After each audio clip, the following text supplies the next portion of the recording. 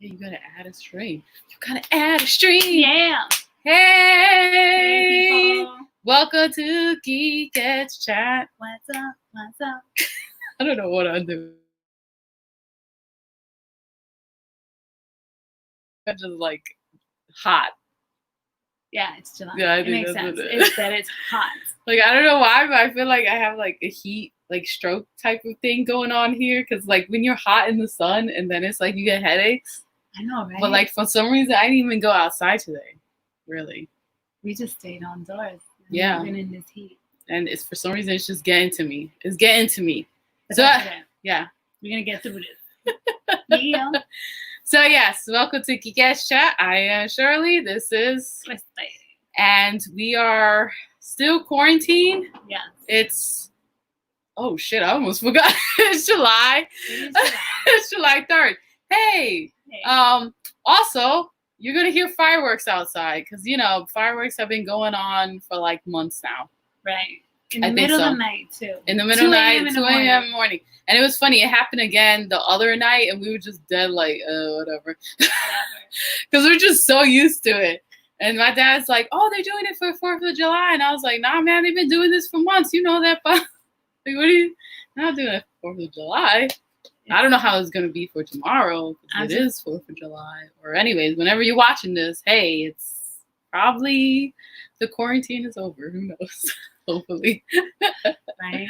Oh, man. Yeah, so since we're quarantined, we have, aside from doing stuff that we have to do, like for work and like at home and reading and lots of reading, cleaning a lot, which I've been doing a lot. We are going to review a couple of shows because that's what you do when you're in quarantine now is like watch a lot of shows that you were like, should I watch this? Probably not. And then you don't watch other things. And then now that you kind of have the time, I guess, and, you know, opportunity, you watch these shows. And these are new shows, of course. And the shows that we're going to be reviewing is on 2 of them are on Apple TV. Defending Jacob and Dickinson. Just having trouble with that effing title. Why? Dickinson. And then the other one was from HBO. Then it was on Hulu. And now it's back on HBO. It's Watchmen. Of course, you know, Watchmen was a comic book, movie, and now it's a TV show. What? So, yes, and we're going to be doing this, you know, reviewing new shows if we get to watch them and doing movies, like older movies, movies, yeah. Yes, I want to talk about the fact that we got like, on our last video, we got like over 1,000, 2,000 views. Yeah, that last video, crazy. Which is in our 80s classic series, which we just started with our last video. We did the Never Ending Story. So if you've never seen that movie, it's like a cult classic. Check out our review, watch the movie. And our next 80s classic review will be The Goonies, and that's happening in 2 weeks, I believe. Yeah, Christy, Goonies, me, Princess Bride, because that's my 80s movie that I grew up with. And so, yeah, and thank you for the new subscribers that came to like subscribe to our channel. Thank you. And also the new viewers who came, like, over 2,000 views on one video. That we never had that before. That's why we're just like ecstatic and like, wow. I know. That's crazy. YouTube shared our video. Yeah, and yeah, so we are definitely going to do more 80 classic movies because, again, we are quarantined. We have nothing better to do. No, we have stuff to do. We do have stuff to do.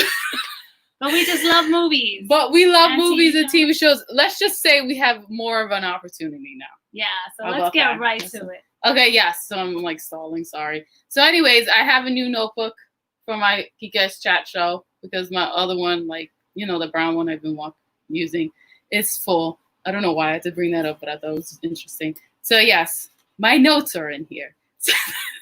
So the first show we're going to review is what? Watchmen? Watchmen. So that's the first show because we're going to do from our favorite to our least favorite. So Watchmen, HBO. Are we giving them away already? Oh, shit. Sorry. It's okay. Yeah, sorry. That was going to happen. Watchmen, HBO, first episode, debuted October 20th, 2019. That's what I wrote. It was created by Damon Lindelof, who Created, I guess, Lost. He created Lost. I'm sorry, with J.J. Abrams. I never watched Lost, so I don't know what it's about. Me neither. So that's all. I don't know. So, anyways, we read the comic books actually, and we seen the movie, and we thought the comic book was really good. We thought the movie was fine. I actually owned the movie too, aside from the comic book, and we liked it. I think the comic book Watchmen was like our first introductions to comic books, so we really enjoyed it. Our really first like buying comic books. Oh, right. Yeah. I thought it was Batman. No, it was Watchmen. I mean, we had comic books when we were younger, but it wasn't until Watchmen where we started buying comics. I thought it was Batman. Is it raining? No. Oh, I thought it was raining. Oh, sorry. Anyways, yes, Watchmen. It's based on a celebrated graphic novel by Alan Moore and Dave Gibbons, of course. So it starts off basically like, I think like 1985, 36 years? 1985, 36. I'm sorry, I'm not good at math. Years after the original comic book. So basically it starts off like in Tulsa, Oklahoma. Actually, it's set in Tulsa, Oklahoma. It actually doesn't start off, it starts off in Tulsa, Oklahoma, but in the 1920s. Mm-hmm. Right. So it's kind of like a flashback. It starts immediately kind of like a flashback. Not really.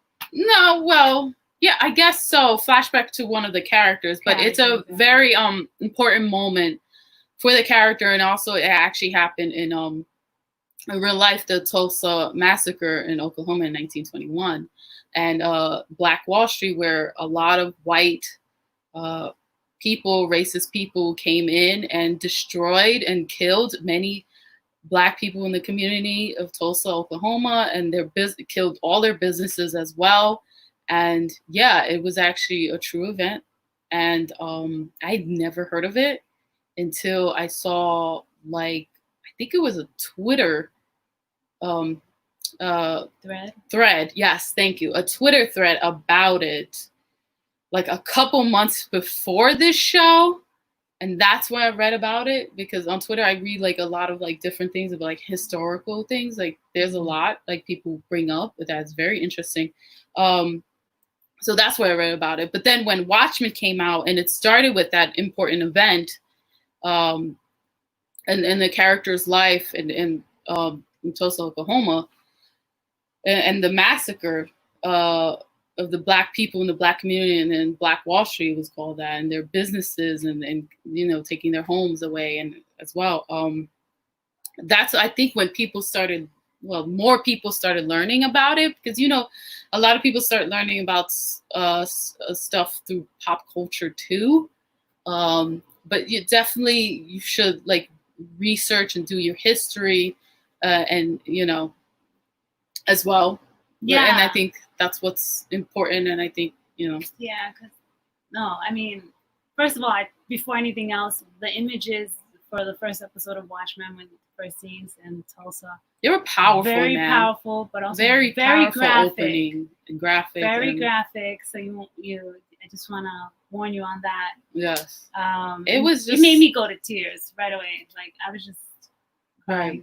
No, it was terribly sad, and this shit actually happened to real people, in the Black community. So, it was powerful to have that on screen and to see that. So it started with that, and then it goes to, I guess, the Rorschach white supremacists. White supremacists are using Rorschach's mask, I guess. Right. Rorschach has been dead, And Rorschach is one of the characters, the vigilante characters in the comic book Watchmen. And basically, we're following the story of what the hell, man? I'm sorry. Regina King's the lead character, and she's amazing in this show.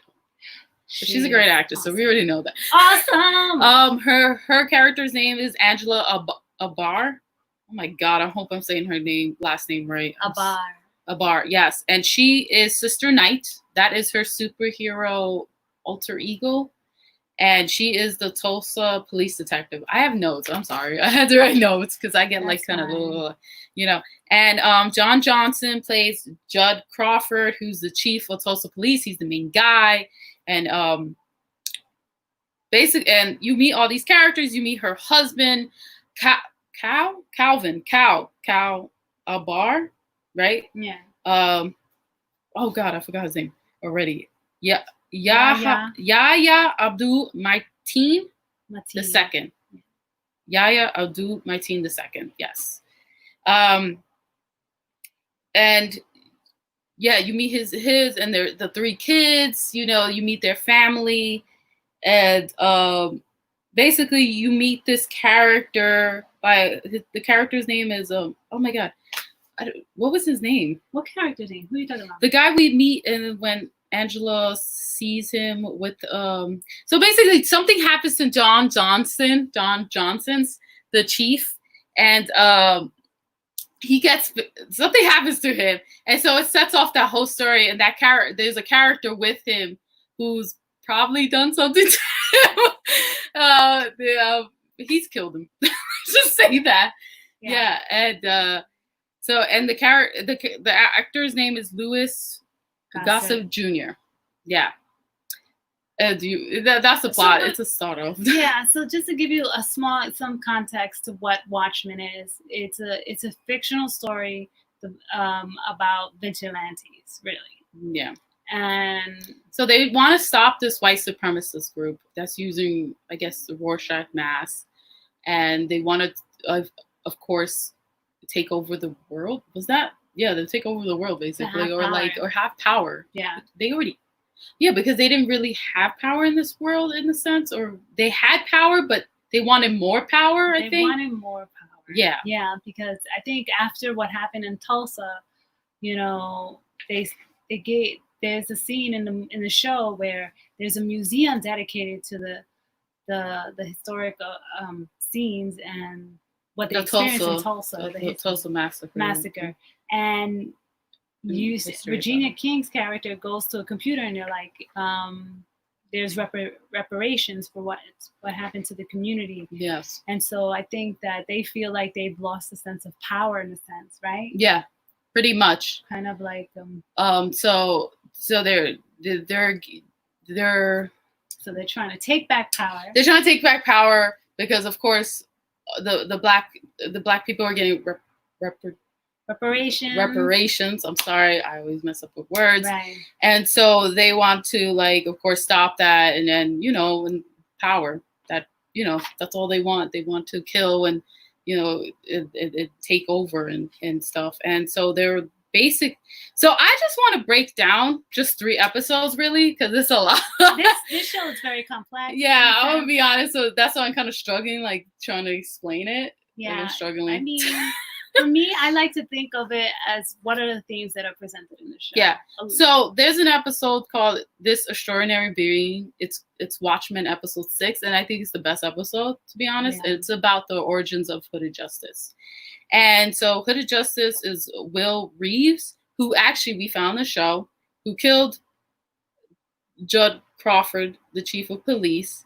He's Hooded Justice. He's a Hooded Justice, and he's a black man. When we thought in the comic books, in the movie, he was a white man, but right.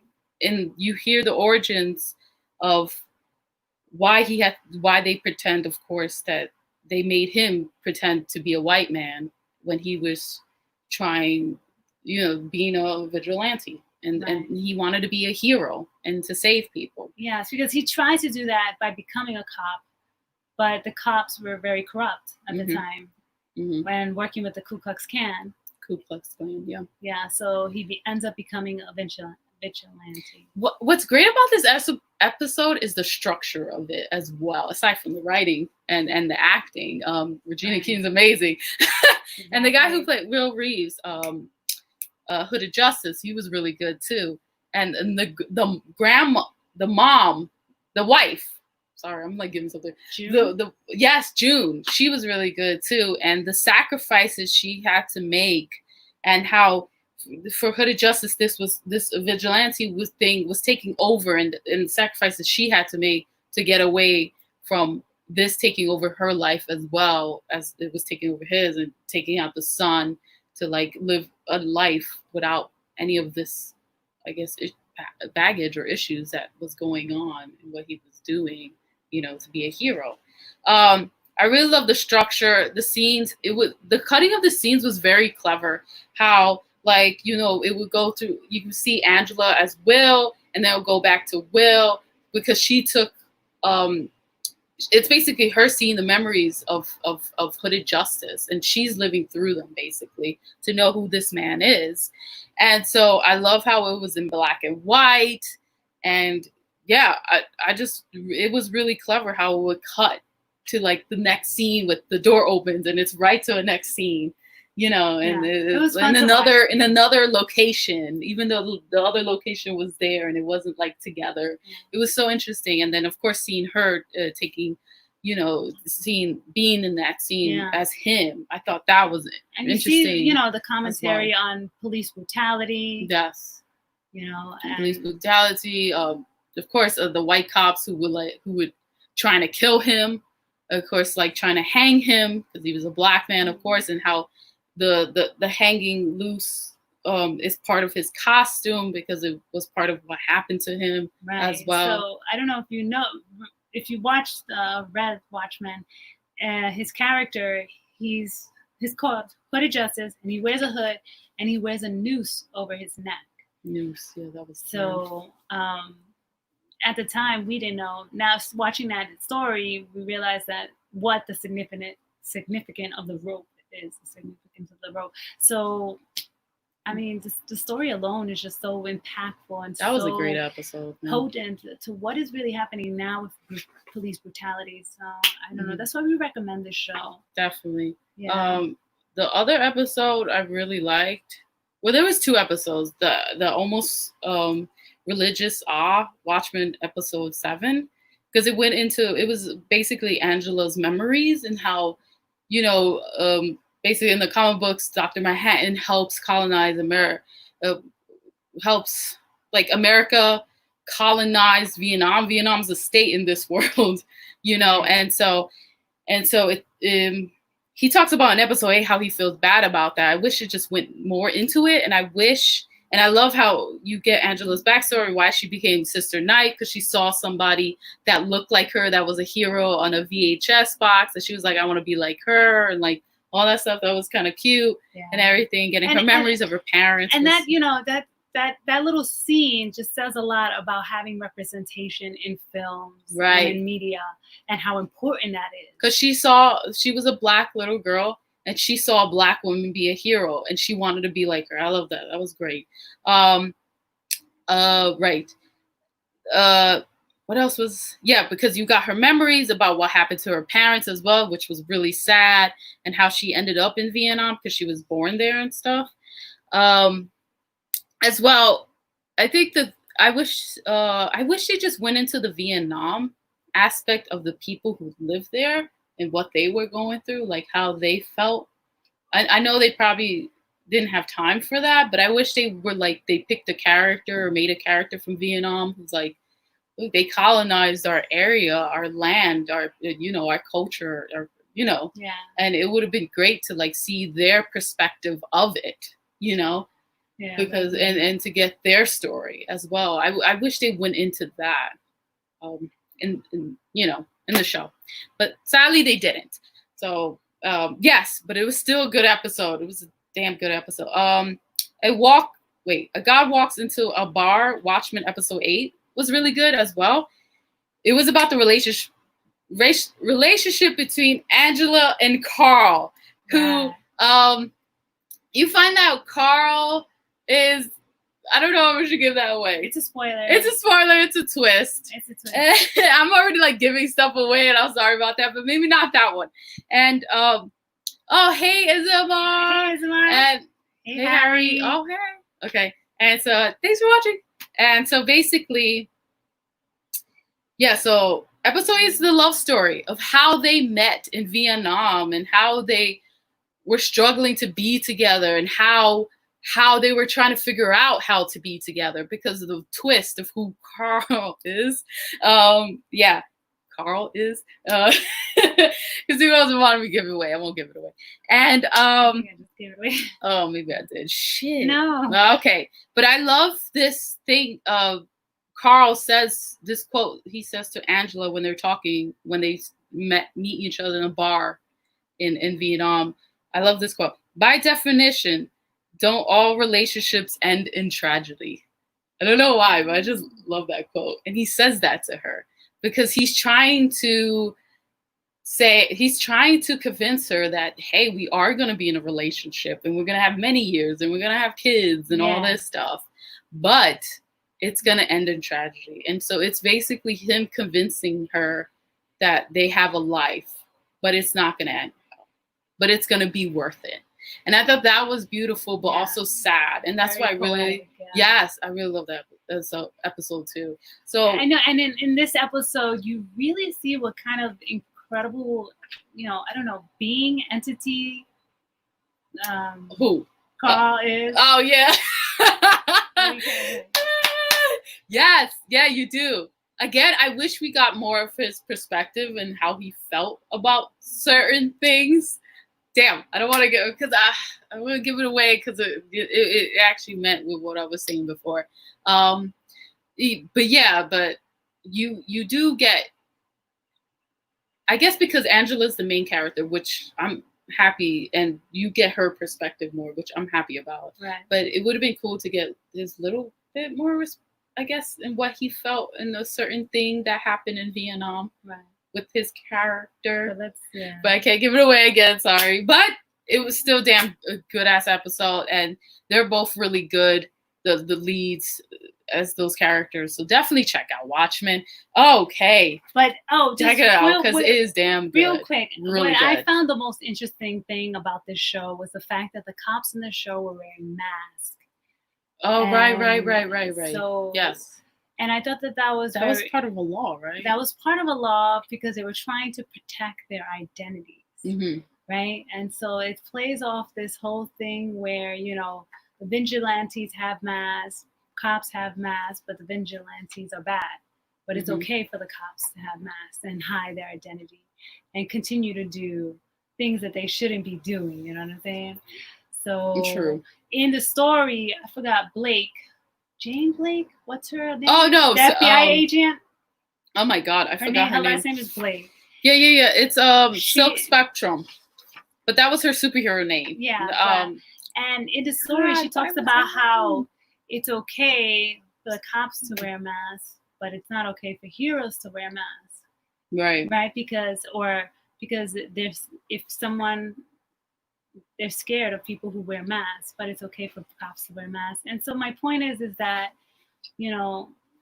it's this idea of like, especially when people wear masks on the street and they're targeted, or even if they wear hoods on the street and they're targeted, specifically men from Black communities.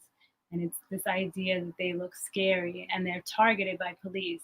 So I don't know, it kind of has a commentary on that, which is very interesting and kind of like, you really need to delve in a little more to, assess and analyze the meaning of it. But yeah, just for me, it was just one of the most interesting things of the show. There's a lot of interesting concepts in Watchmen. Yeah. And I think that's why I was like kind of struggling, as I said before, to explain it, because it's just like, whoa, what? Yeah. Like, oh, okay, yeah, this makes sense. And also, even though it's a fictional world, where squids and stuff fall out of the sky. That's what I'm saying. It's a fictional world, but they're talking about social issues, which is very important because they also talk about trauma and ancestral trauma and how that's passed on to you. And so I think that's what Angela. That's a lot what Angela experiences, this ancestral trauma, because her grandfather goes through so much in the Tulsa massacre, and she's scared to have a family. So also comments on fear and all that. So. Right, because she mentions that to Carl. And so that's very important. So yeah, definitely check out Watchmen. It is damn good. HBO Go. Is it on HBO Max? I don't know what difference is between HBO Max and HBO Go and the HBO. I don't know. There's so many HBOs. I don't understand. Just make I just one. know HBO is Espanol, and they spell, they show Spanish movies. Espanol. HBO Español. I love that. So HBO we have the Español. next review, which is... This is from Apple TV. This is like our... Well, I watched this. Christina watched it. I watched a couple episodes. Did you? Okay, yeah, maybe she did. Like, so, yes. This is Dickinson. Yeah. Dickinson. Actress, singer. Oh, Haley Steinfeld, who is a really good actress. Yeah, I really actually enjoy her. She plays, of course, Emily Dickinson. Oh my God, I hope I'm saying her name right. Yeah. Her last name, because woof. And of course, she was a famous American poet. I've never read any of her poems. To be honest, I never read any. I'm sorry, but I'm definitely looking into her poems now. And a lot of her stuff looks dark too, right? A lot of her stuff. Well, okay. Okay. So basically, the show is basically about her life and her. She's a bubbling writer, but of course, she's a woman in. Oh shit! What was it, like 18th century, 19th century? Oh my God, I'm so sorry. Yeah, I think so. God, I forgot. And of course, she's a woman, like I said, and her dad doesn't want her to be a poet. He's like, no, because you're a woman. You could get education, but not too much. It's what I say that you can get. Yeah. And so, of course, she's rebelling against that. She wants to write. She wants to do her poetry. Mm-hmm. And she writes about, so she's trying to like explore her I guess, her boundaries and go against those boundaries that she has of, society, what it has against, for gender, for women and stuff like that. And her gender role and family. It was 19th century. I did write it down. I just saw it right now. 19th century. I was like, okay, sorry about that. So of course, and her relationship with Susan, who I really liked her relationship with her best friend. Right. Which her romantic relationship. Ellen Hunt. She had a romantic. Ella Hunt. That was Susan, the actress. She was good too. She had a romantic relationship. She had they don't know in history. They think it might be, but they don't really know that she was romantically in love with Susan, or they were romantically involved. They don't really know because there's not like much facts backing up. But on the show, they are romantically in love with each other. Which I found to be very. Which I was like, I knew it. Because I was watching the show in the first episode, I was like, I knew it. They love each other, like romantically and stuff. So I was like, oh, are they gonna be together? Of course not, because it's 19th century. And, she has to marry her brother, her older brother, right? Right. Because sadly, Susan lost all her family. They all died. They passed away, and she has no money. And of course, sadly, women back then, even now, have to marry men to have money or a place to stay, right? So and they love each other, so and they wanted to be together, but of course they sadly can't. Right. So I love that aspect that they bring into it in the show. So that was really good. Her relationship with Susan. I really loved her relationship with Def. That was really interesting how they. So Def was a character. Def was a character, and it was played by Wiz Khalifa. Wiz Khalifa. Oh my God. He's a rapper. I probably messing up his name too. I am so sorry. Wiz Khalifa. Yes, and he was. I thought he was good as Def. He was good, and their relationship and how she feels connected to Def. She's in love with Def. She writes these poems to Def. She's like, "You are my kindred spirit," even though Def is like. I guess, what is it, like a metaphor? Not a metaphor, like a thing. I don't know what to say. Like a thing that happens to people. Like it's, right. I don't know I don't know what it's called, but like she sees it as a person, I guess, in a sense. Yeah. Like it's a love story, but Def is like, hell no, it's not a love story. But she's in love with Def. But she's in love with Def, of course, and so. I remember. I love how they bring up these like when Def comes and she's dressed in red and her makeup and her red lipstick and she looks freaking amazing, and I was like, damn, she looked good. And I was like, good job. And he's in a carriage and he looks good too with his hat, his top hat and his cane, and you see his like bones coming out, and that was interesting. Yeah, it was very interesting. I really like how they wrote that, how they did that relationship, and how he was like, I come for everybody. You're not special, Emily. I wondered about that. Why her kind of like obsession, I want to say, with death. I guess maybe explore that more, a little bit. Oh, you know what? That's a good question. They should have explored that more in the show. They should have. Maybe in season 2. I felt like it was an obsession, the way she would just see herself dolled up and go sit in the carriage. I think you're right. I think she was obsessed with him, and I think he didn't really say that, but in a sense, he was telling her like, this is not a love story. You're not special. I come for everybody. You know, that's basically what he tells her. And so you're right. They should have dove into that more, because that would have been more interesting, actually. But I did like how they did it. But they should have dove into it more. Yeah, I mean, the show itself was interesting because it was interesting. It's how they shot it. You know, a period piece in a sense. But it's like kind of modern. Like a modern.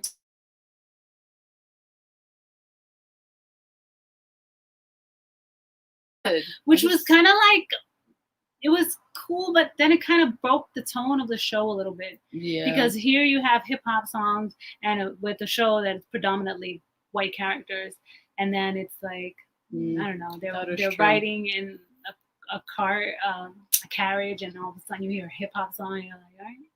Yeah, it was hard to make the link. You know, I felt like I can see what you're talking about, like how the tone was breaking. Yeah, it kind of was breaking a little bit, because it's like, for me, I see it as a period piece, even though she herself too was modern in the way she spoke. You know, the dialogue too was like, she was like cursing and stuff. Like, yeah, the tone did break off, and to be honest, they didn't really go into depth with a lot of the relationships or the characters, so it kind of didn't. It wasn't like it was. I don't know what to say. They should have delved into it more, but I guess because they only had like a couple of episodes, but still, like I said, they should have.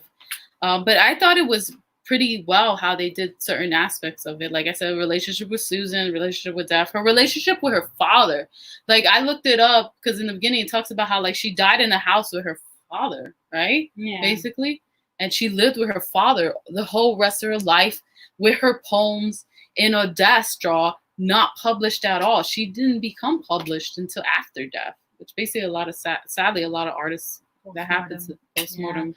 I mean, I found a little weird her relationship with her dad. That's sad. It felt like how like he, of course, he was controlling her. Well, you know, then with he would society, sleep in her bed. Like it was, and then she ended up having to die in that house with him, and not like. But I did like the ending in the episode where she tells him, like, I'm a writer. And he's like, I know. But the sad thing is, like, she couldn't explore that option more, like, be published more. She had to keep it into that room, into that aspect. Like, in this room, I am the writer and everyone knows, but outside. But I guess it was more in the sense of important to her to acknowledge that she was a writer. And that was the importance of it, I guess, with that ending, which I could see. Because it's, you know, she is a writer, and that was powerful, you know. But but we're gonna pick up some of her poems soon. Yeah, I'm gonna read her poems. I'm definitely gonna read her poems. Oh, that was another thing. I love how they did the poems in the show. Like in the show, the writings and how it came out, and she was writing, and it was like popping up on the screen, and it was so like, what? But it felt connected to the. No, it was connected, but it was just so like the way she writes is so like hypnotic. Yeah, that was the word I would use. Yeah, it's hypnotic how she writes, like her poems. I know. Yeah, so the last show we're gonna review. No, so check it out if you have Apple TV. I don't know if you get it. Yeah, 7 days. I thought it's actually it was pretty well. I thought it was a pretty well show. There you go. Yeah. The next show is on Apple TV. And it's Defending Jacob.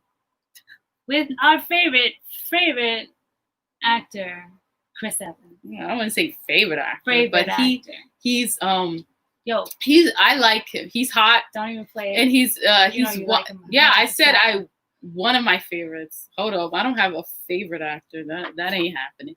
But let me just tell you. So I saw that he was gonna be in the show. I was like, oh, I like him. He's one of my favorite actors. And he's hot. Cara like caliente. And then he's a good-looking guy. Let's not play. So he was more good-looking as Captain America, and forever he will be Captain America in my eyes. But anyways, continue. Can I move on? So I was like, all right, Defending Jacob. This is a crime drama. I like crime dramas sometimes. Depends. And so I was like, let me read the book. It's actually based on a book. I forgot the writer's name. I think it's William Landay. Sorry, I think I'm messing up names. I think some pretty good. So Defending Jacob is a book about, and the show is about this white upper white middle class family from Boston, Newark, Boston. That is funny. And there's a father, a mother. Who the fuck is the dad? The dad, Andy, played by Chris Evans. The mom is Lori, played by Michelle Dickinson, who's Dickinson. Oh my God. Dockery. Oh my God. Mira esto. Shit, that name. Michelle Dockery, Lori. Okay, so their name is Barber, Andy and Lori Barber. And then Jacob is the kid from It, who I'm totally forgetting his effing name. The main guy. And so basically it's a small town. Andy's a district attorney. And then one day, sadly, this kid is murdered in the park. And basically he's investigating with his best friend, Paula Dumfrey. It's interesting because it's a man in the book, but it's a woman in the show. So I thought that was great that it's a woman. I forgot the actress name. Oh my God, I didn't write her name. Did I write her name? Oh, Betty Gabriel. It was Pam Duffy. My God, Paula. Where am I getting Paula from? Do you want So stupid. Anyways, yes, it was a guy in the book. His name was Paul Duffy. I think it was Paul Duffy. That's why I was getting confused. But Betty Gabriel from Get Out. And she's actually really good, but she doesn't do much in the show. And I'm going to bring that up. All the women of color get effed over in this show, and I don't like them. So, basically, his son, Jacob, gets accused of killing the kid who he went to school with. And so it's like giving a shit about this family and being sad for them, but not really caring for the kid's family that died. This show is weird. So I want to bring that up. So in the book, it is like that. It's about an upper white middle class family, and it's in Andy's perspective the whole way. And so in the book, it's like okay, but I thought it still was interesting, the aspect of the twist and how it bring up the crime and the story aspects of him relishing the memory of what happened and how about his family breaking apart and how to defend his son Jacob. And so the writing, that part was interesting in the book. So that's what kept me entertained. Watching it on the screen, on TV, on the TV was like not that good. Because it's like you're feeling bad about Chris Evans the whole time. You're feeling bad about this white upper class middle family and how like, boo-hoo, my son is not a murderer. And I feel bad saying it like that, but like, it's just weird watching it because in real life, and I'm bringing real life aspect of it, it's like in real life, a lot of, Black and brown kids, especially in the poor communities, won't have that privilege or, the privilege to get out of jail and be home and home tutored, in school, or at least go out to get food or something like that. Yes, Jacob's getting, shit thrown at him and his family and stuff and talk to the town, and they can't really live their life. And that is kind of sad, but like, I don't know. It's just you didn't sympathize. I didn't sympathize with them, and yes, exactly. Thank you, which is something that you do in movies. Sometimes you just care for the character. Yeah, and I didn't really care for them because I didn't see them give a shit about the kid that died in their family. It was about them, meaning, but I guess because it was in their perspective, that's why you're watching just them caring about what they're going on. And I get it because it's probably stressful as fuck. Like, excuse me, sorry. Stressful as hell what they're going through. You know, the kid accused of murder and their life is changing all around them. But I wish there was one aspect where they were talking about, oh my God, you know, Ben was killed. That was the kid's name, Ben. And his family, and imagine what they're going through. Like, you never really got that aspect. Right. I don't think. Did you get it in the book though? A little bit, but not much either. So it wasn't, the book wasn't that different, but it was a little bit more. What I liked about how the show was trying to do was trying to change the perspectives. Like, Laurie was more of a character in this show than she was in the book. She wasn't at all. Right. So it had more of a woman's point of view. Yes, and then it had more female characters, I guess. It had Betty Gabriel, who played Paul Duffy, Lynn, oh my God, I'm probably gonna mess up her name. Sakina.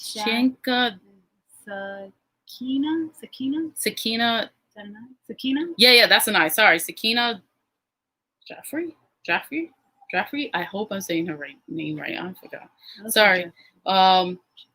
And Dr. Vogel as well, and God, yeah, what's her name? J-A-G. Ooh, I'm probably gonna mess up her name. Pruna Jagana. Is that a J-A? J-A, sorry. My writing is terrible, sorry. But we like to give credit to all the actors and say their names, of course. I'm sorry. We do our best. I'm sorry. I didn't write it good either. But she played Dr. Vogel. And sorry I'm not saying their names right. I should have looked it up, but I totally blanked out. I'm so sorry. Because they're 3 women of color, and I should have looked up their name, and I'm really sorry about that. Because their characters were all played by men, from what I remember, or 2 of them were played by men in the book. Oh, okay. And so it was great that they were bringing women of color characters and in the show. But guess what? They didn't do shit. Like, they didn't really do much. Like, they were doing stuff, but they didn't. It was in a sense of them helping Chris Evans. I don't fucking know. Chris Evans, Andy, whatever. Andy's character, like, oh, he's crying. Let's go help this white man. That was just basically it. That was what they were doing, just helping him out. Wow. Which, I don't know. Anyways. Cherry Jones. I think I'm saying her name right. I don't know. I'm so sorry again. Joanna, I think her name is Joanna King, and J.K. Simmons, Billy Barber.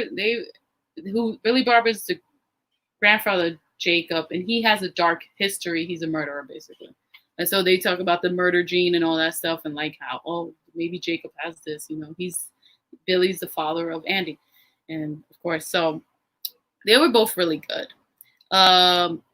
Punami, I think it's her name. I think her name is Punami. Sorry, I'm talking about Dr. Vogel, the actress. So I'm sorry about that. So yeah, they were really good. J.K. Simmons and Cherry Jones.